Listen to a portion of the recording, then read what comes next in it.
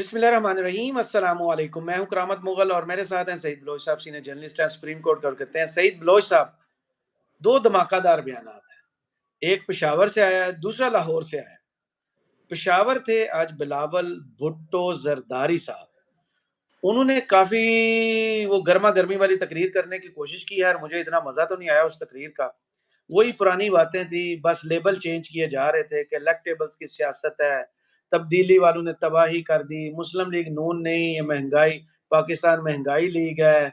फिर उन्होंने 16 माह की कारकर्दगी पर फख्र का इजहार किया है। वो कह रहे थे कि मेरे साथ जो कैबिनेट में बैठते थे वो इलेक्शन से क्यों डर रहे हैं, वो भी जाएं अपनी कारकर्दगी बताएं लोगों को और इलेक्शन लड़ें। बात यहाँ पे खत्म नहीं हुई। अब बात आ गई है सियासतदानों की उम्रें जलसों में डिस्कस करना। 70-70 साल के बाबे घर बैठे और मस्जिद में बैठे दुआ करें इस मुल्क की बेहतरी के लिए। लाहौर से जवाब आता है कि बेटा जब आप घर से निकलते हैं तो 70 साल के बाबे से पूछ के निकलते हैं, वापस आके उसका हिसाब भी देते हैं। बात कर रहा हूँ राना सनाउल्लाह साहब की प्रेस कॉन्फ्रेंस की। उसमें उन्होंने लतीफ़े, आपको पता है फैसलाबादी तबीयत है उनकी, वो लतीफ़े सुनाते ही रहते हैं। आज उन्होंने क्या लतीफ़ा सुनाया? उन्होंने कहा है कि हम पंजाब से 120 सीटें जीतेंगे। यार किस तरह जीतेंगे? सर्वे तो सारे इनके खिलाफ आ रहे हैं, बाई इलेक्शन सारे ये हारे हैं, पंजाब में इनकी हुकूमत नहीं थी, कैसे जीतेंगे? बहुत शुक्रिया करामत मुगल साहब। मेरे ख्याल में जो हिकमत अमली इस वक्त मुस्लिम लीग नून ने बनाई है पंजाब में आम इंतखाबात जीतने के हवाले से, उस पॉलिसी का नाम है चेरी ब्लॉसम बूट पॉलिश या बूट चमकाओ पॉलिसी या हिकमत अमली आप उसको कह सकते हैं। अच्छा, और इसी इसी पॉलिसी का भरपूर तरीके से इस्तेमाल किया जा रहा है। और आप देखें कि कोई शर्म, कोई इसमें हया, कोई गैरत महसूस नहीं की जा रही। खुलेआम अब ये बयानात दिए जा रहे हैं कि हमारी बात हो गई है, साड़ी गल हो गई है। ओ भाई, आपने वोट लेना है अवाम से। साड़ी और गल हाँ, देखें ना, अब ये बयानियां आप देखें कि अवाम हमारी बहुत सियानी है। इसलिए हम कहते हैं कि आम शख्स जो है ना, आम पब्लिक, वो बहुत ज्यादा सियानी हो चुकी है। वो इन सियासी जो उतार चढ़ाव हैं इनको बहुत अच्छे तरीके से समझती है। मुस्लिम लीग नून और पीपल्स पार्टी बार बार ये गलती दोहरा रही हैं और ये अवाम के शऊर की तौहीन कर रही हैं।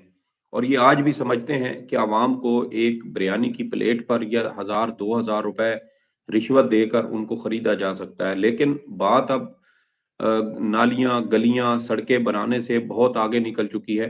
बात 1000-2000 रुपए या बिरयानी की प्लेट या वलीमा जलसे जो हैं उससे बहुत आगे निकल चुकी है। अब बात आ चुकी है कौमी गैरत पर, कौमी मफादात के मामले पर। तो एक मुल्क की, पाकिस्तान की खुद मुख्तारी पर बात आ चुकी है। और एक आम पाकिस्तानी अब अगर सियासी गुफ्तगू करता है तो उसका जो नुक्ता नज़र होता है या उसका जो जो ग्राउंड वो लेता है अपनी दलील के लिए, वो गलियां, नालियां या सड़कें नहीं लेता, वो बिरयानी की प्लेट नहीं लेता, वो 1000 या 2000 रुपए में वोट खरीदने की बात नहीं करता। बल्कि अब वो बात करता है तो वो इमरान खान के लेवल पे जाके बात करता है और कहता है कि ये पाकिस्तान की आज़ादी का मामला है। देखे ना, हमने बहुत सारे लोगों की ऐसी वीडियोस देखी हैं जिनसे जब सवाल किया जाता है आप किसको वोट देंगे, तो वो कहते हैं कि जिसके हम गुलाम हैं, यानी जो बाइडन को देंगे, अमेरिका को देंगे। तो आप अंदाजा करें कि अवाम इन चीजों को जो एक सादा जबान में, एक सादा आम अल्फाज में, ये किस गहराई तक ये अवाम इन सियासतदानों को, इन अमरीकी गुलामों को ये चोट कर जाते हैं। लेकिन बात यह है कि जिन्होंने इन इशारों को समझना है वो इनकी अच्छी खासी इनके बारे में वो समझ बूझ रखते हैं और वो समझ गए हैं और समझ चुके हैं कि इस वक्त अवाम की नब्ज़ क्या बता रही है, अवाम की सोच, अवाम की हिमायत, अवाम का वोट किसके साथ है। लेकिन दूसरी जानिब वो चंद सियासी जमातें हैं जो इस्टेब्लिशमेंट की पैदावार हैं, जो अस्करी बूटों में जिनको उगाया गया, जिनको अस्करी जुराबें निचोड़ निचोड़ कर उनको सैराब किया गया, और उन अस्करी जुराबों के पानी से सैराब होने वाली इन सियासी जमातों ने आज तक ना तो अपने अंदर जमहूरियत को इन्होंने पनपने दिया। ये एक लिमिटेड कंपनियां या जो डायनास्टिक वो होती है ना, खानदानी जो डायनेस्टी जागीर होती है, जी जी, डायनेस्टिक वो होती है ना, इनकी, पॉलिटिक्स। कि वो बादशाह से उसके आगे नस्ल और फिर उससे आगे नस्ल, और ये उसी हिसाब से चल रही है। आप देख लें, मियां नवाज शरीफ साहब थे, फिर उनके भाई आ गए, अब उनकी साहबजादी हैं, अब उनसे आगे सुलेमान शहबाज की भी अब बातें सुनने में आ रही हैं, क्योंकि हमजा साहब तो नाकाम हो चुके हैं, उनके अंदर वो कायदाना सलाहियतें ही नहीं है। तो अब देखें कि ये किस तरीके से इस मुल्क को चलाने की कोशिश कर रहे हैं। 16 करोड़, बल्कि अब तो देखें कि 25 करोड़ अवाम है, और 25 करोड़ अवाम में से 12.5 करोड़ से जायद रजिस्टर्ड वोटर हैं, आधी आबादी बनती है। और आप देखें कि ये उन तमाम लोगों की भी तौहीन करते हैं। और बिलावल साहब को तो मेरे ख्याल में चाहिए कि अगर वो वाकई पाकिस्तान की सियासत में किसी किस्म की कोई जिद्दत लाना चाहते हैं, और जो अगली नस्ल है उसको अब ये समझते हैं कि पाकिस्तान की सियासत का जो बोझ है, पाकिस्तान की सियासी क़यादत, वो नौजवान नस्ल होनी चाहिए जिसमें वो खुद को भी शुमार करते हैं। तो फिर मेरे ख्याल में सबसे पहले इस्तीफ़ा सियासत से वो आसिफ जरदारी साहब का, यानी उनके वालिद का आना चाहिए, और उसके बाद फिर वो ये मुतालबा किसी दूसरी सियासी जमात के बुजुर्ग रहनुमाओं से करें, जिसमें नवाज शरीफ साहब हों, शहबाज शरीफ हों, इमरान खान हों, मौलाना फजलुर रहमान हों, ये जो भी हों। तो इसलिए देखें ना, वो जब किसी शख्स की औलाद जवान होती है, तो वो उस शख्स का और उसकी औलाद का आपस में वो एक टकराव की कैफियत, तनाव की कैफियत उनमें पैदा होना शुरू हो जाती है। क्योंकि औलाद जवान होकर वो अपने हक मांगती है, और वालिद जिसने सारी जिंदगी औलाद की परवरिश की होती है, वो उस औलाद को कहता है कि सारा इख्तियार मेरे पास रहे, मेरे बच्चे हैं, बड़े हो गए हैं, लेकिन इख्तियार मेरे पास होना चाहिए। तो यहाँ पर अब यही तनाव की कैफियत हमें नजर आ रही है। आपको याद है, तकरीबन कोई 3-4 हफ्ते पहले बिलावल साहब ने एक बयान दिया था, और उसके 24 घंटे भी नहीं गुजरे थे कि आसिफ जरदारी साहब का उन्होंने उसके ऊपर फौरी तौर पर यू टर्न लिया, और ये गलबन इलेक्शन कमीशन से मुतल्लिक बयान था। और जी, आसिफ जरदारी 90 साहब ने दिन के कहा था, अंदर इलेक्शंस होने चाहिए। जी जी जी जी, और आसिफ जरदारी साहब ने कहा था कि हमें इलेक्शन कमीशन के ऊपर मुकम्मल एतमाद है।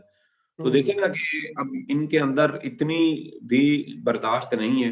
ये माजी में सर आइन, जब पनामा पर इस्तीफा मांगते थे नवाज शरीफ से बिलावल भुट्टो साहब, ये बाहर थे, मुल्क से बाहर थे जरदारी साहब, ये वापस आए, अचानक असम्बली पहुंचे, वहां फ्लोर पे इन्होंने तकरीर की कि हम असम्बली में आएंगे, इनको यहाँ इस फ्लोर पर सियासत सिखाएंगे, और सारा मामला रफा दफा हो गया था। आपको याद होगा सर जरदारी साहब की वो मशहूर ये जमाना वही तकरीर। ये वही नूरा कुश्ती है, और इसी नूरा कुश्ती से ये इस अवाम को बेवकूफ बनाते आ रहे हैं। जहां पर एक सियासी जमात फंसती है, दूसरी आकर उसको रेस्क्यू करती है। जहां पर पीपल्स पार्टी फंसती है, वहां पर मुस्लिम लीग नून आके उसको रेस्क्यू करती है। असल में बात वही है कि ये दोनों सियासी जमातें दर हकीकत इस्टेब्लिशमेंट की पैदावार हैं, और जहां एक फंसती है वो दूसरे को आगे करके उसको रेस्क्यू करवा देते हैं, और जहां पे दूसरे फंसते हैं उस पर पहले को आगे करके उसके जरिए रेस्क्यू करवा देते हैं। तो ये एक ना खत्म होने वाला एक लूप है, और ये दोनों सियासी जमातें उसी तरह वो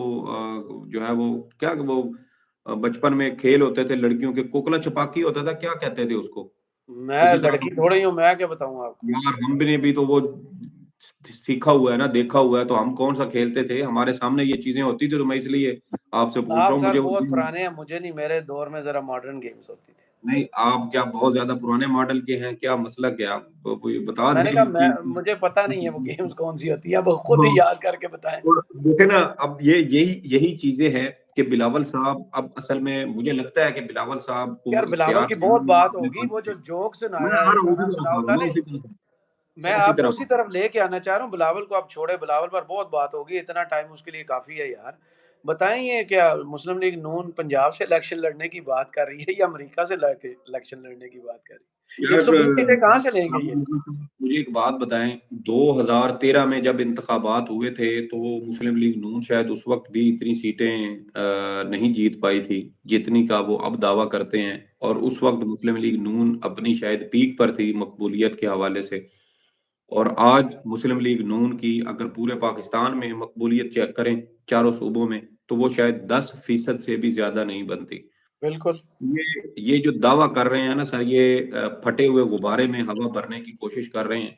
لیکن وہ اس غبارے میں ہوا بھری نہیں جائے گی کیونکہ وہ پھٹا ہوا ہے۔ اور آپ دیکھیں کہ 120 نشستیں جیتنے کا دعویٰ کرنا، میرے خیال میں مسلم لیگ نون یہ بھی دعویٰ کر سکتی ہے، بالکل وہ حق بجانب ہے کہ وہ یہ کہہ دیں کہ آئندہ جو امریکہ میں صدارتی انتخابات ہوں گے اس میں بھی پاکستان مسلم لیگ نون 30 سے 40 سیٹیں بآسانی جیت جائے گی۔